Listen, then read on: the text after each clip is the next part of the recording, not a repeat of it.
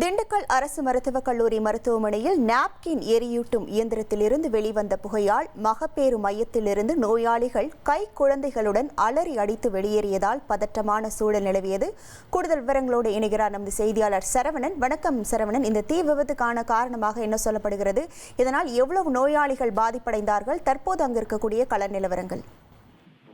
திண்டுக்கல் அரசு மருத்துவக் கல்லூரி மருத்துவமனையில ஒருங்கிணைந்த மகப்பேறு மற்றும் பச்சிளம் குழந்தைகள் தீவிர சிகிச்சை பிரிவு 5 மாடி கட்டிடத்துல ஒரு கட்டிடத்துல செயல்பட்டு வருகிறது. இதுல முதல் மாடி என்பது பிரசவ வார்டாக இருக்கிறது, முழுவதுமாக பிரசவ வார்டு. இந்த பகுதியில் இருக்கக்கூடிய ஒரு கழிவறையில திடீரென்று இன்று புகைமூட்டம் ஏற்பட்டது. இந்த புகைமூட்டத்தை பார்க்க அங்கிருந்த பாலூட்டும் தாய்மார்கள் மற்றும் பிரசவித்த தாய்மார்கள் தங்கள் கைக்குழந்தையுடன் கீழே இறங்கி கீழ்த்தளத்திற்கு விரைவாக வருகை தந்தனர்.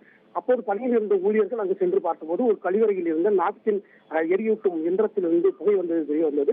சம்பவம் குறித்து தகவல் அறிந்ததும் மருத்துவக் கல்லூரி மருத்துவமனையின் முதல்வர் சுகந்தி ராஜகுமாரி சம்பவ இடத்திற்கு பார்வையிட்டார். உடனடியாக தாய்மார்களை அங்கிருந்து ஒரு பிரச்சனையும் இல்லை, இது சாதாரண புகைமூட்டம், அனைவரும் உள்ளே வருமாறு கேட்டுக்கொண்டனர். இது தொடர்பாக மருத்துவக் கல்லூரி முதல்வர் நம்மிடம் பேசும் பொழுது அங்கு ஏற்பட்ட அதாவது பாலூட்டும் தாய்மார்கள் மற்றும் பிரசவித்த தாய்மார்கள் பயன்படுத்தக்கூடிய நாப்கின்கள் கண்ட இடத்தில் போடுவதாகவும் அதனால் அதை எரியூட்டும் ஒரு இயந்திரம் இருந்ததாகவும் அந்த இயந்திரம் பழுதடைந்ததால் தற்போது அந்த இயந்திரத்தை பழுது பார்த்து மீண்டும் செயல்பாட்டிற்கு கொண்டு வரும் முயற்சி செய்த போது இந்த புகை மூட்டமானது ஏற்பட்டது.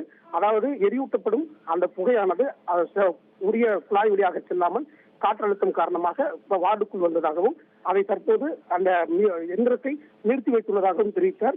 தீ பட்டு எரிகளாக எழும்பிய அந்த இது புரளி என்றும் அவர் தற்போது தெரிவித்திருக்கார். இந்த நாப்கின் இயந்திரம் தற்காலிகமாக நிறுத்தி வைக்கப்பட்டுள்ளது.